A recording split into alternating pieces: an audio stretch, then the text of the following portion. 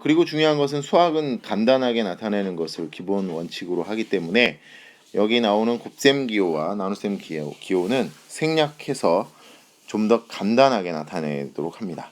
자, 그것에 대한 규칙은 여기에 나와 있습니다. 수와 문자의 곱에서 곱셈 기호 x는 생략합니다.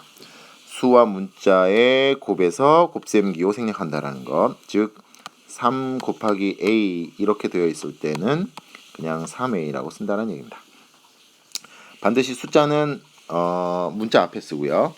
그 다음에 수가 1 또는 마이너스 1인 경우에는 1을 생략합니다. 즉 1 곱하기 a 해서 1a라고 쓰지만 실제로는 그냥 a라고 쓴다라는 겁니다. 1을 생략한다라는 거예요. 근데 왼쪽에 보면 0.1a는 1을 생략하지 않습니다. 그래서 0.1은 0.1 자체가 숫자이기 때문에 생략하지 않고 0.1a라고 써야 합니다.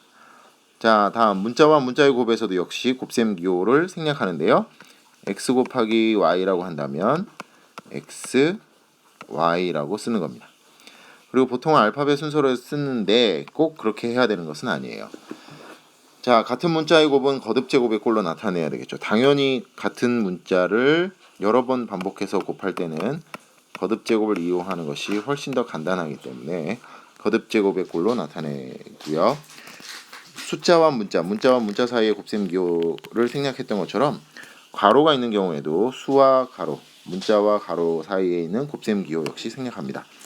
자, 예를 보면 a 곱하기 2 숫자를 문자 앞에 쓰고 곱셈 기호를 생략해서 2a, x 곱하기 마이너스 1은 부호 마이너스는 그대로 써주고요. 원래는 마이너스 1x인데 1을 생략하죠. 따라서 마이너스 x. 2번은 잘 봐야 되겠습니다. a 곱하기 b 곱하기 3 곱하기 a. 자, 숫자를 맨 앞에 쓰고요. a는 두 번 곱해졌으니까 a 제곱, 그 다음에 b를 곱해서 3a 제곱 b. 괄호 앞에 숫자를 씁니다. 2x-3 이렇게 정리가 됩니다. 자, 다음 식을 곱셈 기호를 생략해서 나타내어라. 자, 숫자를 곱셈 문자 앞에 쓰는 거니까 어떻게 쓰죠? 3b. 자, 2번 마이너스 1 xy 이렇게 써야 되는데 1을 생략해야 됩니다. 그렇죠? 마이너스 xy. 알파벳 순서대로 쓰는 것이 좀 보기가 좋습니다. x가 3번 곱해져 있네요. x가 3번 곱해져 있으니까 x 세제곱에 y 이렇게 쓰고요. 자, 숫자를 가로 앞에 쓰는 거니까 5 1-a 이렇게 씁니다. 자, 나눗셈의 경우에는 나눗셈은 두 가지 방법으로 설명할 수 있는데 a 나누기 4는 나누어지는 수, 나누는 수죠. 이거를 한 방에 4분의 a로 분수로 나타낼 수 있습니다. 즉 나눗셈은 이렇게 분수로 바로 나타낼 수도 있고 나눗셈이 나오면 어떻게 하라고 그랬죠? 곱셈으로 바꿉니다. 대신 4는 역수가 되죠. 4분의 1이 됩니다. 즉 숫자를 문자 앞에 쓰는 거니까 4분의 1a가 되죠. 자, 여기서 중요한 것, 즉 4분의 1a와 4분의 a는 같은 것이다. 자, 이렇게 나타낼 수 있습니다. 두 가지 방법으로 설명할 수 있습니다. 나눗셈은 바로 분수로 나타내거나 역수를 곱해서 나타낼 수 있습니다. 네. 그래서 나눗셈 기호를 생략하는 것은 분수로 나타낼 수도 있죠. a 나누기 b를 분수로 한 방에 b분의 a라고 나타낼 수도 있고 a 곱하기 역수. b의 역수는 네, 똑같습니다. 문자에도 숫자처럼 문자도 숫자와 똑같이 생각을 해야 되니까 이렇게 역수는 b의 역수는 b분의 1입니다. 곱해서 1이 되면 역수가 되니까 자, 당연히 나누는 수는 0이 아닌 것. a 나누기 0 이거 나눗셈 의미 없다라고 얘기를 했었습니다. 그렇죠? 자, 그래서 잘 보면 요 x 플러스 3 나누기 y 같은 경우에 네, 나눗셈을 곱셈으로 바꿨고 y의 역수 y분의 1을 취했습니다. 그래서 y분의 x 플러스 3이 됐는데 요 x 플러스 3이 나눔을 당하는 놈 y가 나누는 수 한 방에 y분의 x 더하기 3 이렇게 쓸 수도 있습니다. 그러니까 나눗셈의 경우는 두 가지 방법으로 설명할 수 있다는 것을 여러분들이 적절하게 잘 사용을 해야 되겠죠. 그래서 x분의 3 b분의 a 더하기 7 b-2가 나누는 수입니다. 이 전체 가로로 묶여있기 때문에 따라서 b-2분의 a. 자, 나눗셈을 먼저 해야 되죠. 따라서 4분의 x 빼기 5분의 y 이렇게 정리가 됩니다. 자, 마지막으로 4번 문제입니다. 자, 귤 4개의 가격이 A1일 때 귤 1개의 가격, 네, 조심해야 되겠죠. 귤 4개의 가격이 A1입니다. 따라서 귤 1개의 가격은 네, 죄송합니다. A 나누기 4죠. 4개의 가격이 A1이라고 했으니까 A를 4로 나눈 것이 바로 1개의 가격이 됩니다. 따라서 4분의 A가 되고요. 600원짜리 펜을 X자로 사고 5,000원을 냈을 때의 거스름돈. 600원짜리 펜을 X자로 샀으니까 산 금액은 600X원입니다. 따라서 거스름돈은 5,000원에서 600X원을 빼야 되겠죠. 그래서 5,000-600X가 되겠습니다. 3.2 시계가 지금부터 시작하겠습니다. 여기 보면 학습 목표가 있죠. 일단 우선 대입의 뜻을 알고 대입이라고 하는 것이 어떤 건지 대입, 네, 대신 집어넣는다라고 하는 뜻입니다. 시계값을 구할 수 있다. 이게 3.2의 학습 목표입니다. 자, 생각 펼치기를 보면 나의 표준 체중은 얼마일까 이렇게 되어 있는데 이거는 뭐 보건 뭐 이쪽에서 이미 정해놓은 식입니다. 0.9에다가 x 빼기 10 100을 하면 이 x는 키입니다. 따라서 나의 표준 체중에 대해서 얘기할 수 있는 건데요. 가령 선생님의 키가 180이라고 한다면 0.9. 자, 숫자와 가로 사이에는 곱셈이 생략되어 있죠. x가 180입니다. 자, 여기는 x, 문자 x 대신에 숫자를 대신 집어넣는 거죠. 이것을 대입한다라고 얘기합니다.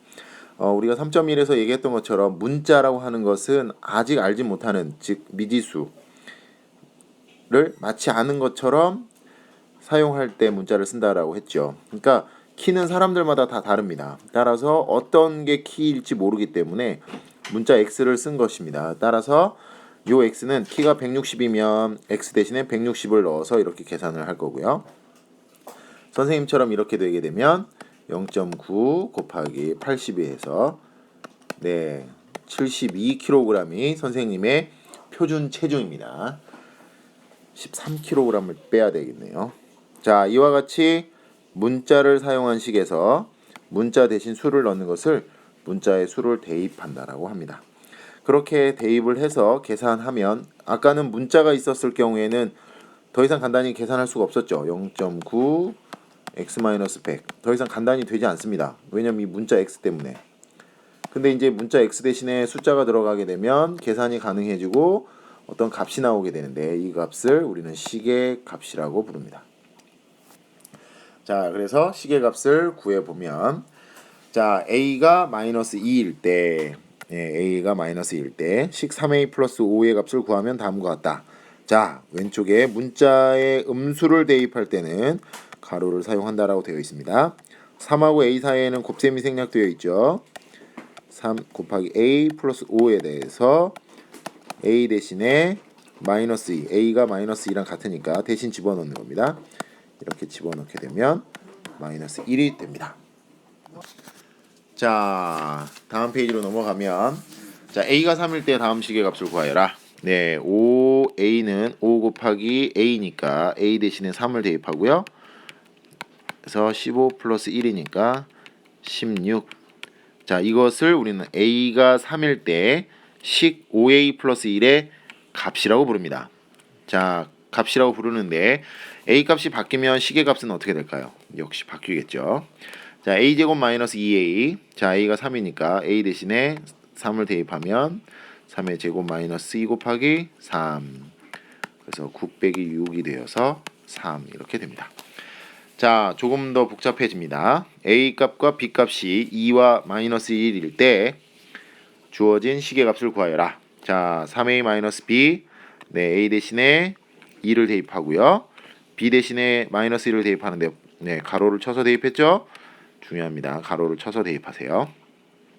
자, 뺄셈이 나왔으니까 부호를 바꿔서 더하면 6 플러스 1 해서 7이 되고, 자, 곱셈이 생략되어 있는 거니까 a 곱하기 b분의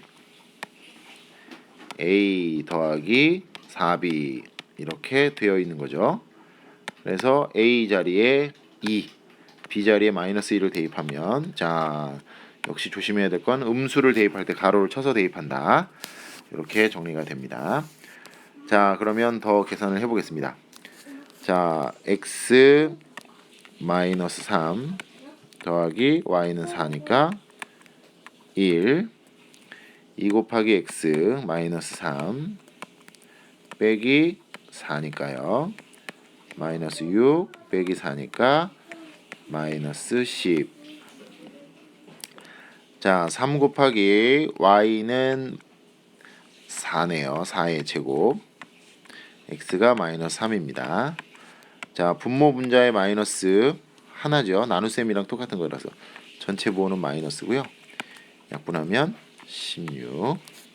그래서 마이너스 16이 되고, 자, 마이너스 3의 제곱 마이너스 5 곱하기 x 마이너스 3 곱하기 y는 4예요.